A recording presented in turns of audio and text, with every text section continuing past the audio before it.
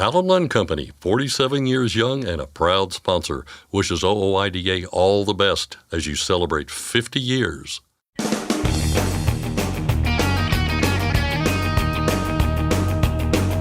OOIDA, representing America's truckers since 1973, presents Landline Now with your host, Mark Reddick.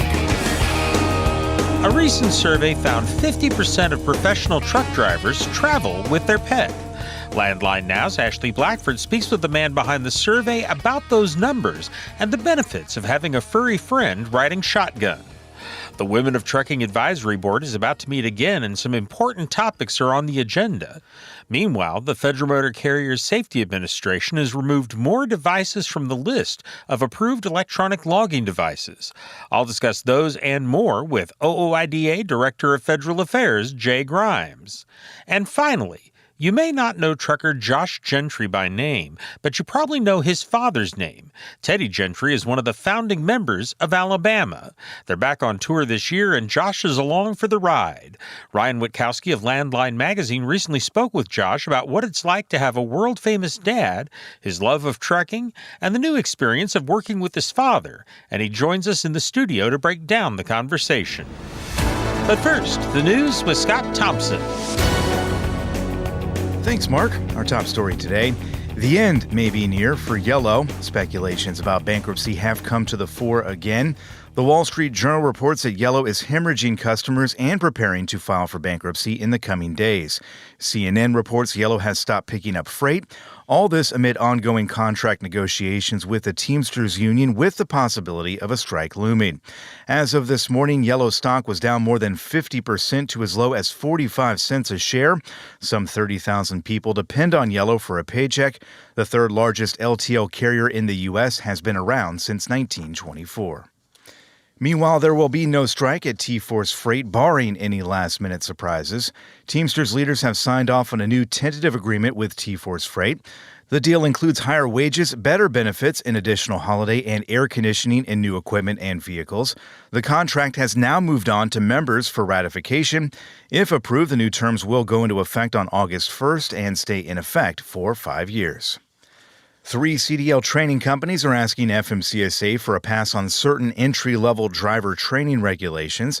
Millis Training Institute, Heartland Training Institute, and Contract Freighters, Inc. are requesting an exemption from the rules, requiring that a behind-the-wheel training instructor have at least 2 years' experience driving a commercial motor vehicle or 2 years' experience as a behind-the-wheel CMV instructor.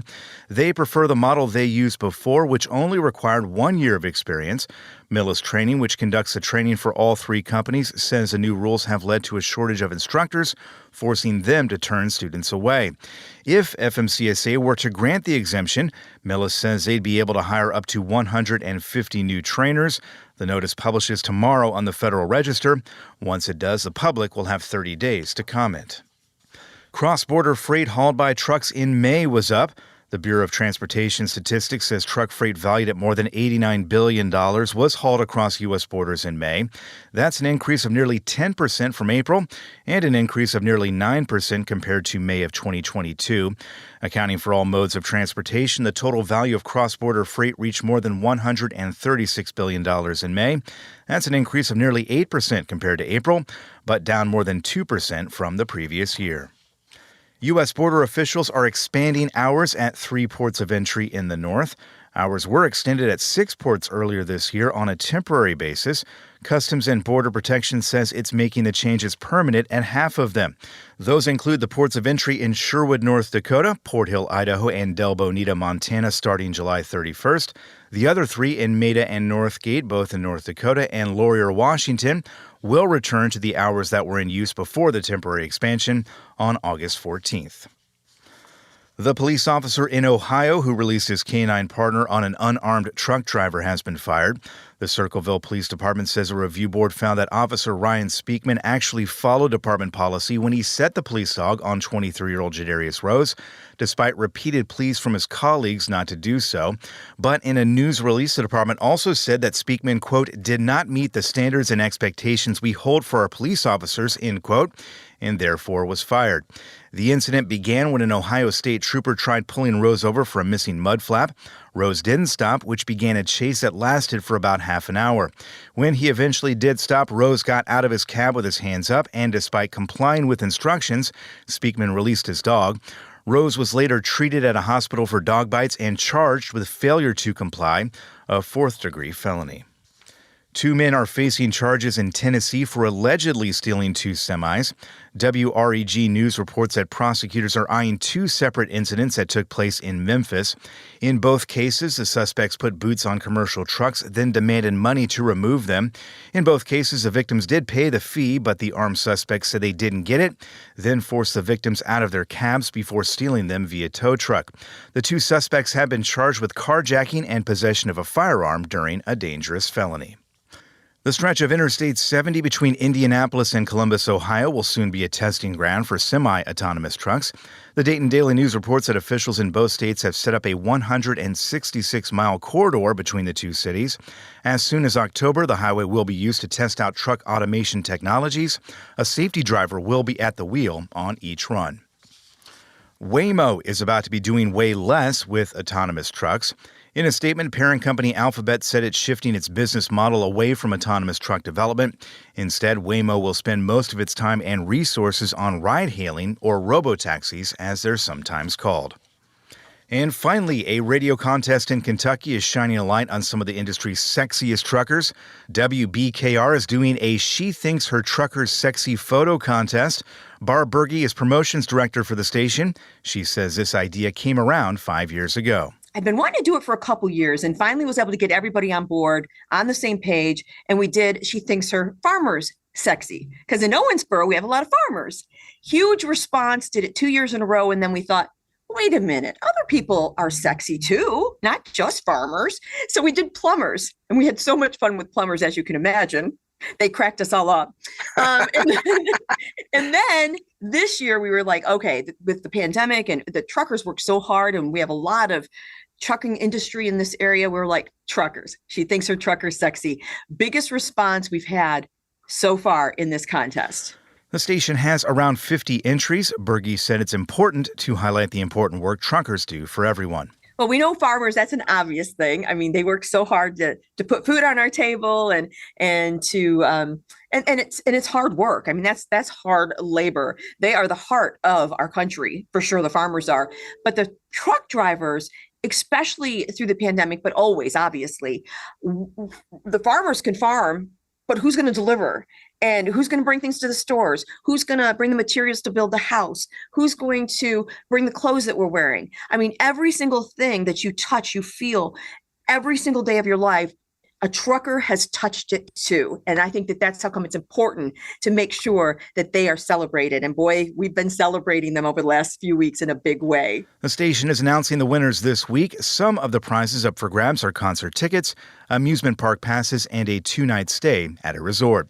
That's Landline Now News for today. I'm Scott Thompson. Thanks, Scott. You can write a letter to your elected officials in Congress or look up contact information for lawmakers through the website fightingfortruckers.com. If you'd like to join OOIDA, you can do it at a discount. Just call the membership department during business hours at 816-229-5791. You can join the association or renew your membership for 2 years for $50, a $40 discount. Next, Ashley Blackford discusses pets in the truck with Brent Hutto of TruckStop.com. We'll be back in just a moment with more of the program. I'm Mark Reddick, and this is Landline Now. Take control of your insurance requirements with OOIDA. This portion of our show is sponsored by OOIDA Truck Insurance. Road Dog fans, meet the Road Dog BT, the only Sirius XM satellite radio designed with truckers in mind. With an antenna mounting kit for West Coast and Aero mirrors, you can easily connect and control live content. Purchase today at travel centers or truck dealers. #truckers.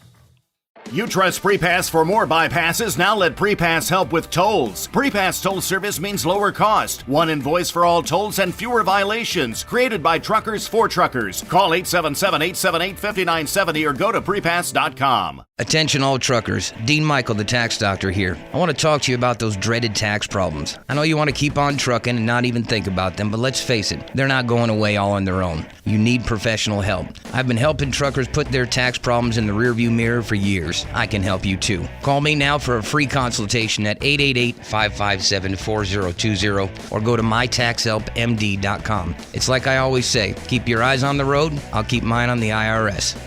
888-557-4020. Landline Now, welcome back. A recent survey found that 50% of professional truck drivers travel with their pets for emotional support. Brent Hutto is Chief Relationship Officer for TruckStop.com, who did the survey. He joins me now. Brent, can you talk to me more about this survey and what you learned from it?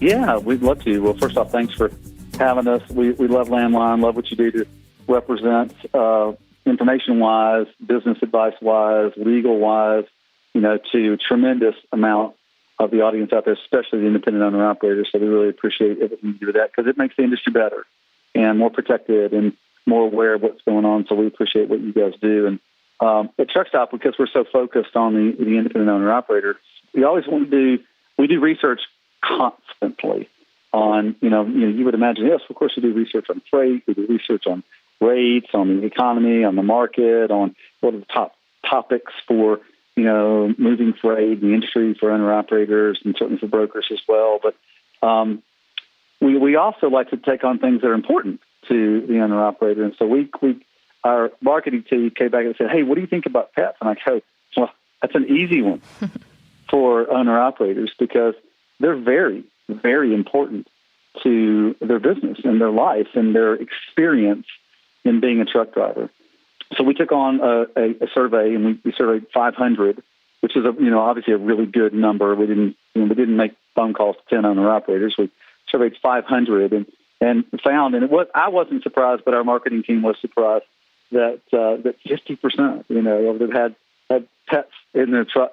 I've been around a lot of truckers and truck drivers, and about every other one, has got an animal in there, typically a dog, sometimes cats, sometimes snakes or parakeets or whatever else, but typically a dog. But we did it just to kind of further confirm what are some of the unique things that an owner-operator has in their business, because that truck is their business, that helps them have a healthy lifestyle.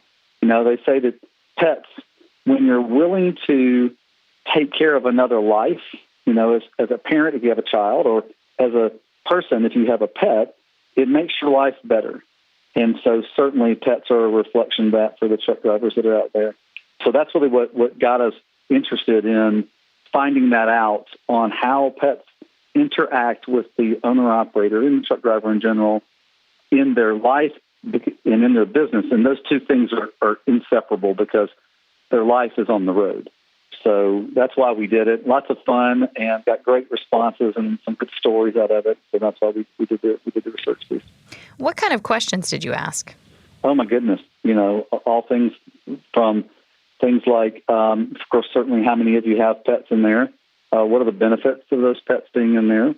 What role does the pet play in the cab with you? Why is it important to you? Would you, if you couldn't have your pet in the vehicle with you, would that change your opinion of being in the truck? And things that go all the way down to not just demographic on how many, but why is it? We always want to know the why of things. Ashley, why is it important to you to have a pet in your truck? And so we kind of go on the questioning along those lines. And do you recall some of the responses you got to that question? Oh, yeah, sure, absolutely. We asked the question, if you couldn't have a pet in your truck, if you're pulling for somebody else, if you're a leased owner operator, or if something precluded you from having that, whether it might be a federal law or something else like that, would you want to do it again? Would you want to be a trucker again? And 46% said that they would want to consider a different occupation. So I'm not surprised by that, because if you think about how pets in the last, couple of decades, it's everybody and so many young adults and even into our industry, pets are just a common part of their life. It's not just I have a dog and it lives outside. I have a dog and it lives inside. And I have a dog, and the dog travels with me. It's in the car with me. If I'm a trucker, it's in the truck with me. And so that was really kind of funny when we looked at, and we did it in recognition of National Take Your Pet to Work Week, which in some businesses, especially in the technology world where Truck Stop is, there's a lot of businesses that it's not Take Your Pet to Work Week. It's you take your pet to work every day, And so, but the importance of pets from the standpoint of like a healthy lifestyle to the trucker, with 46% saying they'd consider a different occupation, shows the importance of them enjoying trucking more with having that companion with them. Do you think more drivers have pets with them nowadays, say, compared to 5, 10, 15 years ago? Yeah, that's a good question. Like I said, I've been in the industry, which makes me kind of an old guy, a little bit more than 25 years. And in my history of kind of looking at this, I don't think that there's any more pets in trucks. I think the percentage of truck owners that have pets in trucks was always high. And because it's their own independent lifestyle, their truck, especially for independent owner operators, their truck is their business, and they run their own business, and they can do whatever they want to inside that truck. And certainly having, their pet dog or their pet cat in there with them is something that's their choice. So I don't think that the percentages are any lower or higher. I think it's always been high for truck drivers because it's a lonely job. You're out there by yourself. It's hard. A lot of times people on the road are not as friendly to you as you'd like for them to be because you're out there serving them. And a pet there with you. I have a wonderful dog. I have a 75-pound crazy boxer, Luna, and she's so fun. And she's an encouragement to me. And, if I'm ever here at the house by myself, she's an encouragement. I can imagine how more important that is for truckers. So I don't think the percentages are any different. I don't have anything that could tell you that. I could probably look it up, but my guess is 50% or even higher than 50%. It's always been that for truck drivers because of the nature of the job. And you kind of touched on this earlier about the benefit of having a dog, but can you kind of talk to me a little bit more, what are the benefits of drivers who, are on the road and by themselves of having a companion? Yeah, great question. I think it's three things. All right, so three main things. Number one, overall mental health. You got your trusty, rusty pet next to you in the seat, wagging his tail and sticking his head out the window or her head out the window, and it's somebody you can kind of converse with. I know pets don't speak English or they don't talk, but other than in the movie Up. But it's that sort of mental health. I think it's a good mental health thing. Well, pets in general are good for everybody's mental health, so you can imagine how much better that would be for the lonely occupation of being a truck driver. So mental health is one. And I think that's a big one. It's a huge one. The other one would be security. So, you got to park that rig somewhere. You've got to be alone inside of it at night if you're bedding down for the night and sleeping in the bunk and everything. And, a dog's eyes and a dog's ears are a whole lot better than we humans are. So from a protection standpoint, the idea that the dog can sense things much quicker than you can. I know that one of our interviews that we did with Mike Broadus, he said he's got a little golden doodle named Lucy, and he said, that dog can see things around my truck. He's lurking around, and Lucy is always on guarding for him and deterring people. Just a bark deters people, because it wakes somebody up and makes them aware. So I think security is super important on that. And then the last thing, and believe it or not, this is accurate. You can write off your dog, some of your dog's costs, as a tax benefit to you because it is a security measure. So believe it or not, you can write off part of the cost of the dog being in the cab with you on your taxes every year because it's considered a security benefit for you and your rig. So I think of that. I think of mental health and security, and then a little bit of a tax benefit for you. So those three things are sort of the benefits of having an animal with you in the rig. Wow. Yeah, isn't that cool? Yeah. Cool. And I'm sure a lot of people probably don't know that. Yeah, well, I learned that from my good friends over at ATBS, American Truck Business Services. My good friend Todd Amon, who's the CEO there, he talks about it all the time. Whenever he and I do presentations at truck shows and stuff together, and he's like, look, don't forget that you can write off part of your pet's expense as a security measure for your truck. And a lot of truckers already know it, and some of them always look up at you like, wow, I didn't know that. So it's pretty cool. And you mentioned you got some personal stories. I don't know if it was Lucy or not, but there was one dog who had learned if, they look out the rear view mirrors, they can watch their owner load up the truck, and they enjoy doing that. Oh, yeah, well, absolutely. I can imagine. Let's see. The other story that came out of this was there's a couple that run in tandem with each other. God, I'm trying to remember the word. But Constance and Jim Ross, they actually got a dog. It was a military adoption, sort of they call it military surrender, because the soldier was being deployed overseas, and so he gave the dog up for adoption. And it's a giant Alaskan Malamute. And look, that's not a small animal. No. And that animal has a lot of teeth, So, but yeah, he likes to watch because, it's first off, he had a military owner, so you can imagine the vigilance of the dog. And the dog likes to look, out the window or down at the mirror to watch him outside the truck and, see if he's okay and everything. But that's Milo. And I bet Milo's a beautiful dog. I've not seen a picture of Milo, but I imagine Milo's a beautiful dog. And they rely on Milo for a lot of things. And Milo likes to ride in the front seat, which a lot of dogs do. But this giant Alaskan Malamutes are not small dogs. They're like 100 pounds plus, and a lot of fur or a lot of hair. So, but I imagine that what a fun dog to have with you in the truck. Is there a particular type of dog that you found a lot of truck drivers have, or is that a question you ask? I don't think we asked that question, but that would be a really good one to ask. I think most of the time, in my history of this, and the times I've been at truck stops and the times I've been at truck shows, it's usually a smaller, a medium, or a smaller sized dog, because of the confinement of the cab. Even when you've got a fully integrated sleeper, and those are pretty good size, it's still a concentrated area. So my guess is it's more on the medium to medium small size. Yeah. But we did not actually ask about what certain one. People and their pets, they usually just fall in love with a certain type of dog, and that's the type of dog they want in their world. What do you do with the information from the survey moving forward?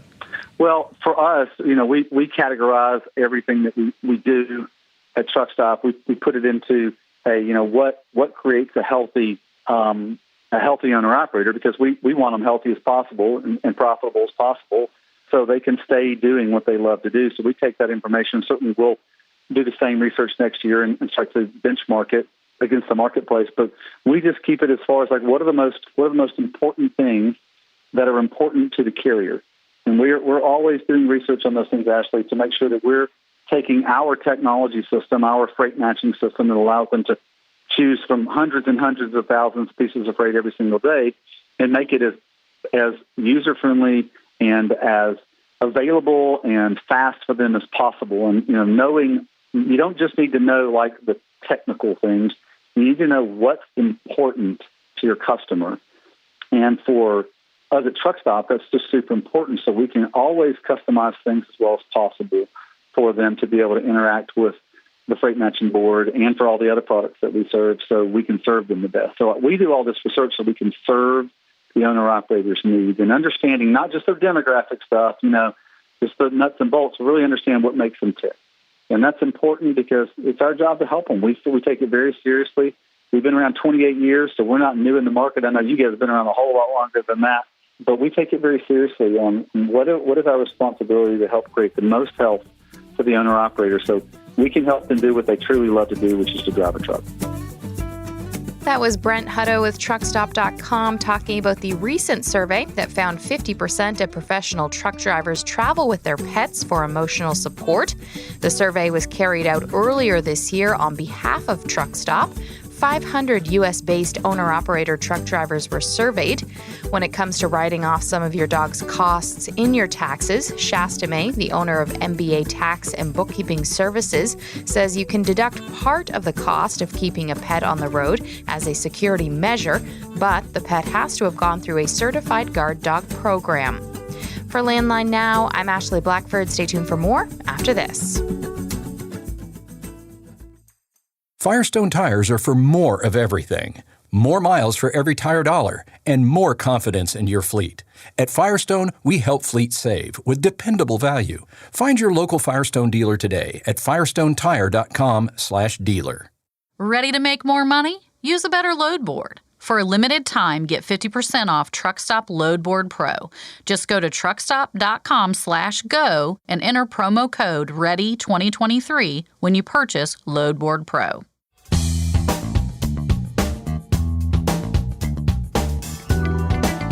The Women of Trucking Advisory Board is about to meet again, and some important topics are on the agenda. You're listening to Landline Now. This is Regulatory Roundup, and I'm your host, Mark Reddig, and I'm joined as always by OOIDA Director of Federal Affairs, Jay Grimes. Jay, thanks for joining me. Good to be back. Well, glad to have you here. Before we get into the specifics of this round, I'm wondering if you can review for us what the Women of Trucking Advisory Board is and what its overall mission is. Yeah, the Women of Trucking Advisory Board was created by the 2021 Infrastructure Investment and Jobs Act as a way to really get some feedback on how we can improve outreach, improve driver retention to females within the trucking industry. And they've been tasked to review and report on policies that provide education, training, mentorship, and outreach to women in trucking and identify barriers and industry trends that directly or indirectly discourage women from pursuing and retaining careers in trucking. The group began their work last year, and the meeting that was just announced will be the fourth official meeting of the Women of Trucking Advisory Board. What are they expected to discuss at this upcoming meeting? Yeah, so this meeting, which is going to take place on August 14th from 10 a.m. to 4:30 p.m. Eastern Time, going to be a virtual discussion, as they all have been to this point, is going to look at opportunities to really enhance outreach programs that would increase the number of women in the CMV industry, and its consideration of another task. So really looking at those training, mentorship, and education issues in the upcoming meeting. I know that's an issue that OOIDA has been kind of vociferous on over the years. What would the association like to see in terms of this? Yeah, we want to see some really substantive recommendations that the committee members, and it's really a great group of women from all different sectors of the industry with quite a bit of not only driving experience, but some other association and industry experience. And if you've had an opportunity to listen in to any of the previous meetings, they do really get into some great back and forth brainstorming and recommendations.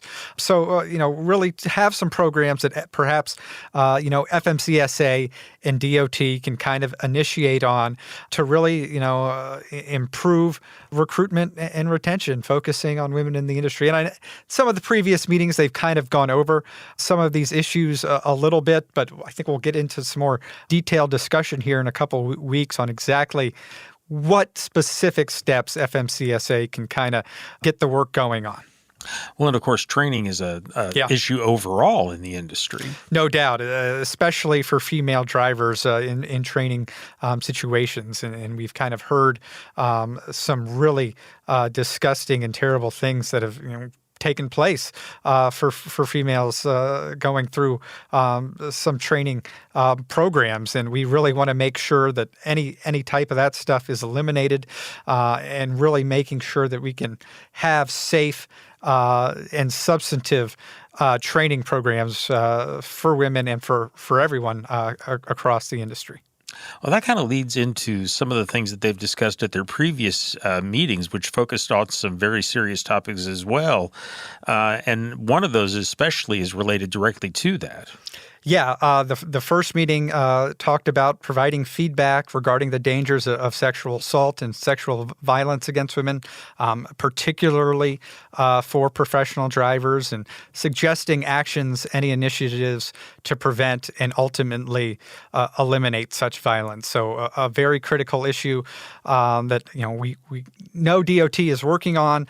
We know there's a lot of information out there, but when you hear these stories, it really opens your eyes up and what we need to do to improve the outreach and education on some of these issues. What are some of the other topics that they've covered at previous meetings? Yeah, also given feedback to the agency, again, regarding the barriers and trends that impact women minority groups and women who live in rural, suburban, suburban or urban areas, again, particularly with a driver focus here, in ways to remove barriers and ensure more positive trends. And then the last meeting talked about existing opportunities for women in trucking as well as the motor coach industry and how to expand those opportunities. So, you do get a lot of crossover issues in some of these meetings. And, based on the work so far, I really think that after the committee is done with their work, should go on throughout this year and a few more meetings next year, that FMCSA, DOT, and Congress are really going to have, they're going to know what to do. They're going to have the instructions in hand from this Women of Trucking Advisory Board, and we can start seeing some results, and improving the percentage of women not only behind the wheel but throughout other sectors of the industry. Did they reach any conclusions or develop any recommendations for FMCSA on the topics from the previous meeting at this point? Yeah, so basically at every meeting, they come up with different ideas and different recommendations, and kind of one that I'm remembering from the last meeting is really having more media outreach and public relations campaigns that DOT and FMCSA can lead. There's other advisory boards out there, one on underride, one on truck leasing, and so on. Do we have any updates on those? Not at the moment. I know they're working on scheduling, but those were two other committees that were also established from that 2021 highway bill. And just within the last few months, each of those committees has had their initial meeting. So the Women of Trucking Advisory Board got up and going a little bit quicker, but this is their third meeting this year. So they're really prioritizing scheduling these meetings and really hearing from certainly the women in the industry on the Women of Trucking Advisory Board, but also other industry stakeholders, and the other committees have driver representation as well. So always a positive for FMCSA and DOT and NHTSA, the National Highway Traffic Safety Administration, on the Underride Committee to actually hear from the men and women behind the wheel and who are working within the industry too. Let's go on to another topic here. The Federal Motor Carrier Safety Administration has removed more devices from the list of approved electronic logging devices. And this, of course, is very important for anyone who uses those. At this point, what devices were removed? Yeah, so this is a continuing trend that we see just about kind of every few weeks, it seems now, from FMCSA, different ELD providers that get revoked from the ELD registry. And this time it was 4 devices nationwide, All Truckers ELD, Golden ELD, Prime ELD, and Secure ELD. And do want to note that Golden ELD has been now reinstated, but those 4 lists join quite a few others that have been added this year, including Nationwide, TMS 1, 1 Plus, and Always Track. Currently, there are 159 ELDs on the revoked list. And, this is, basically a result of the self-certification process that, FMCSA opted to go with when the ELD mandate was implemented a few years ago, and we continue to see some of the problems with that process. So kind of the nuts and bolts whenever one of these devices gets added to the revoked list is that drivers and carriers have to discontinue using the revoked device and revert to the good old paper logs, or they can also use logging software to continue to record their hours of service data. They do have a 60-day window to replace the revoked device with a compliant ELD from the ELD registry. And, unfortunately, we don't get a whole lot of specific details from FMCSA why these devices get added to the revoked list. They all kind of fall under this appendix listed in the ELD Federal Motor Carrier Safety Regulation that lists dozens and dozens of all the specifications and the information that the ELD has to require, so you don't know exactly what's going on with the devices. But this has been a trend, really, since that ELD mandate went into effect, and not sure, if FMCSA is going to amend any of this self-certification process or not. We know they took some comments last year on some aspects of the rulemaking. But yeah, if you're using one of these ELDs, you've got 60 days to find a compliant one. In the meantime, can use paper logs or another way to record your hours of service. Now, what happens if someone doesn't take action, doesn't make the switch over to a new ELD, or stays too long on paper logs? Then you're going to be, at risk of getting those ELD violations and being non-compliant. So be timely on that 60-day. Otherwise, you run the risk of law enforcement and the Federal Motor Carrier Safety Regulations. One other topic that we wanted to cover today, a recent report by the Consumer Financial Protection Bureau, which has some significant implications for trucking.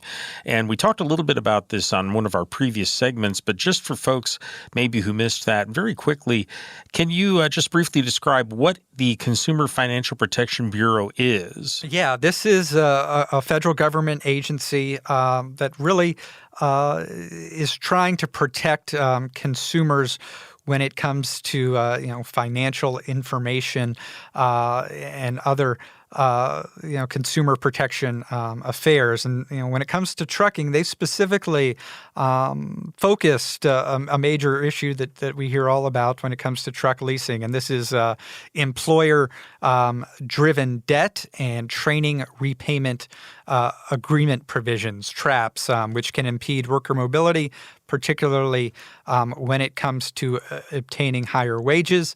And last year, the Consumer Financial Protection Bureau put out kind of a public comment period to gather information.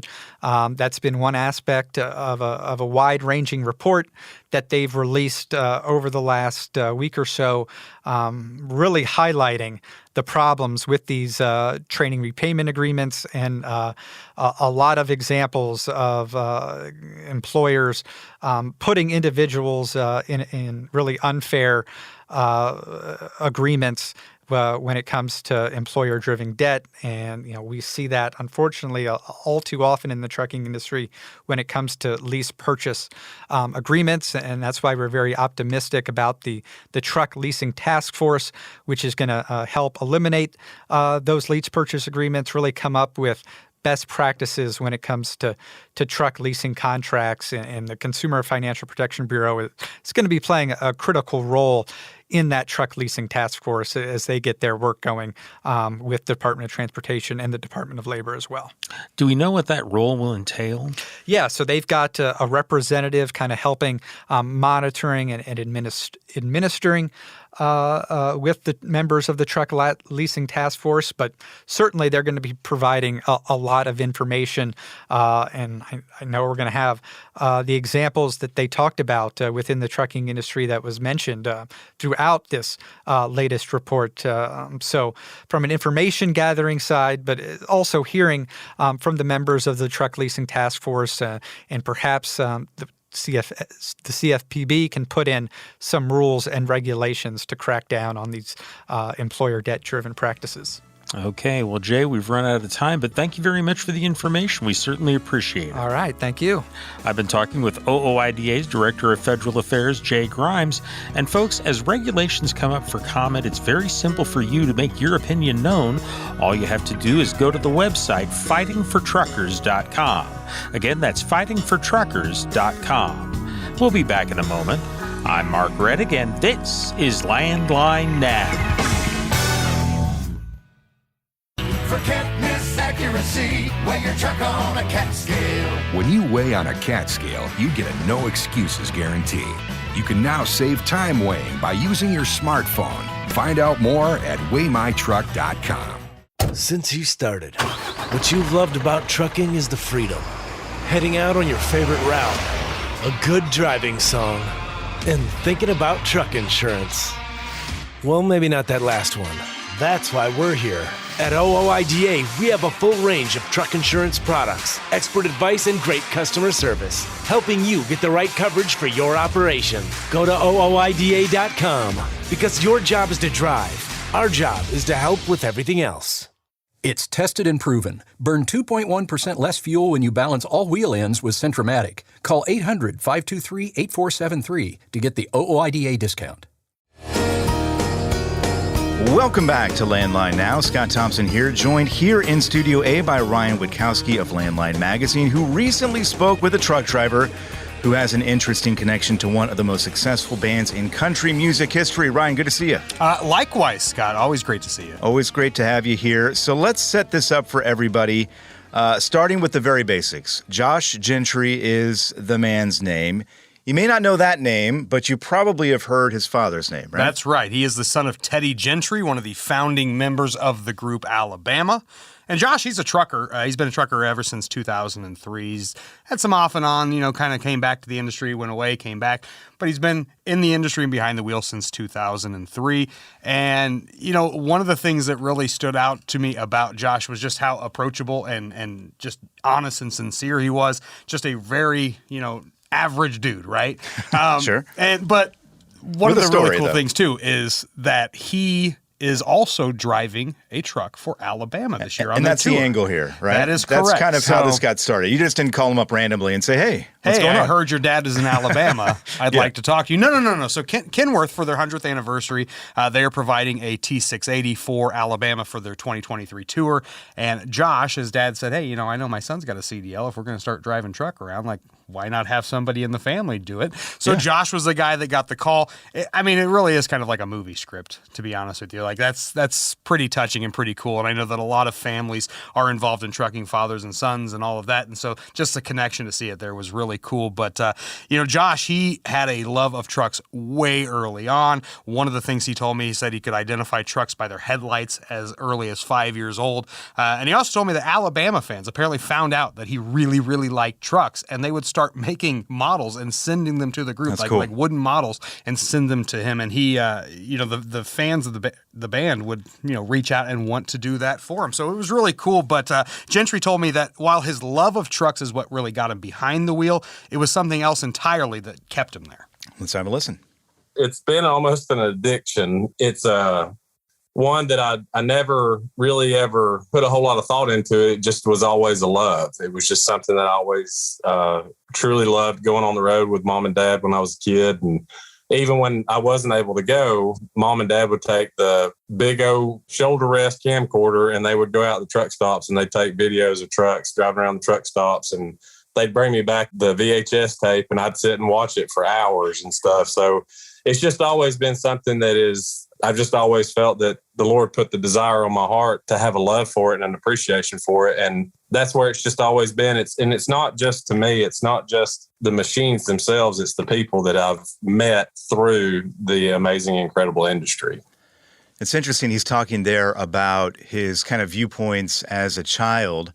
Now, obviously, he's working with his father, alongside his father, right, on this tour. And I'm sure one of the questions you asked him was how his perspective of maybe what his father does has kind of changed from obviously when he was a kid to now being an adult, right? That lens that you kind of view the world obviously is a bit different. Yeah, and actually as a kid, he would get a chance to go out on the road with the band, like during the summer, or you get a break from school.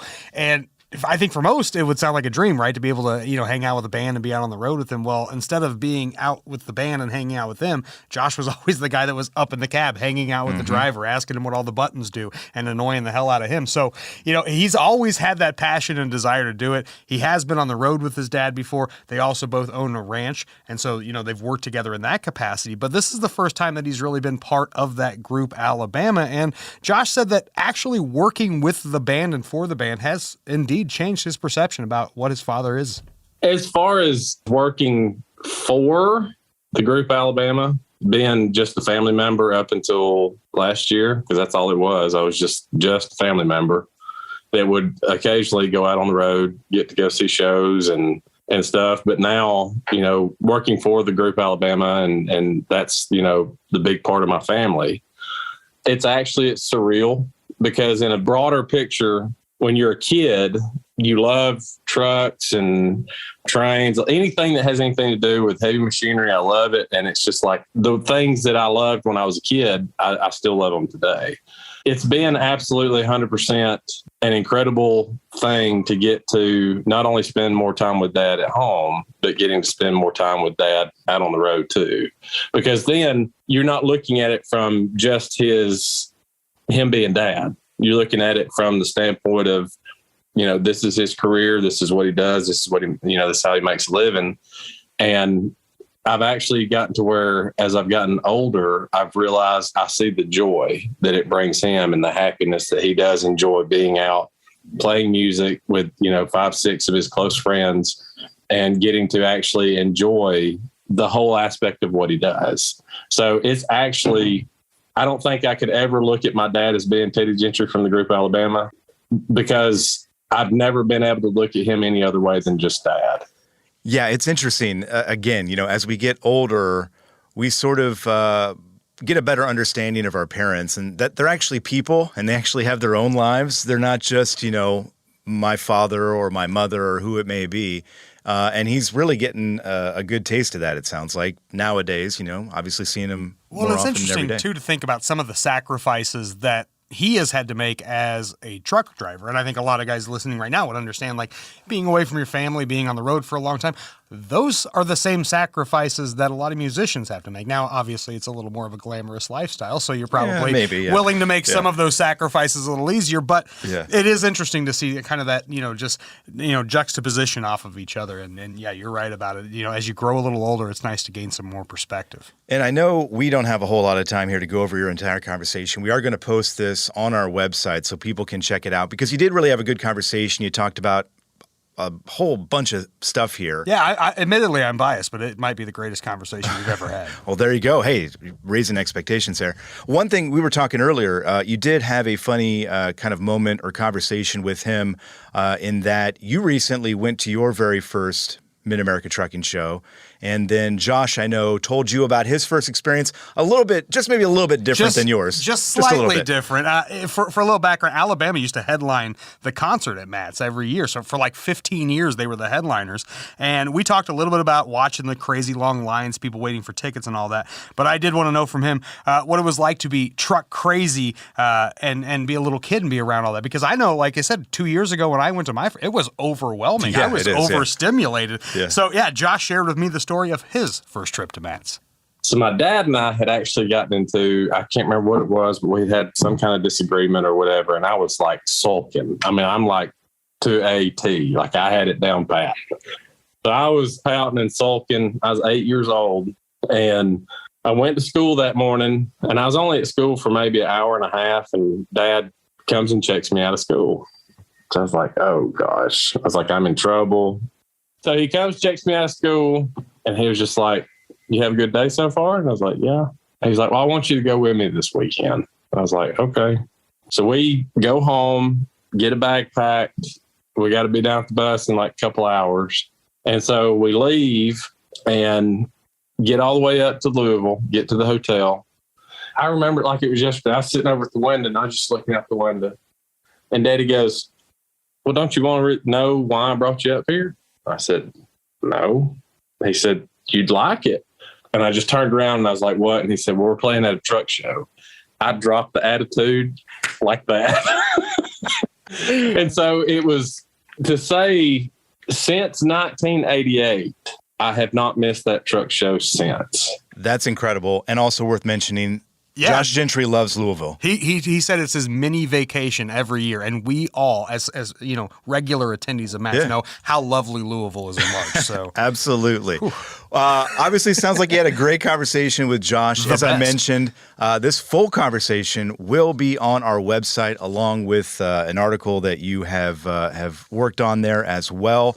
You guys talked about if you ever felt any pressure to join the band or go into music as well? Interesting answer to that. You hit a bunch of different topics. We encourage people to check it out. Ryan, we appreciate your time as always. Yeah, absolutely, man. And that's our show for today. We appreciate you spending some time to hang out with us.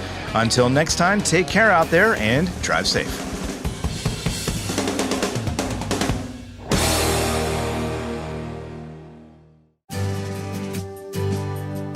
I'm a dad, a son, a husband, wife, I'm a writer, photographer. I farm. I'm a veteran. I love old cars, fishing, My kids. chrome. And I am a professional truck driver. And together we are OOIDA. OOIDA was founded by truckers to stand up and speak on behalf of truckers. We've done that by combining the individual voices of our members into a single, powerful voice. Protecting your interests, defending your rights. Join us. Make your voice heard. Join OOIDA, the Owner-Operator Independent Drivers Association. Call 1-800-444-5791 or visit ooida.com.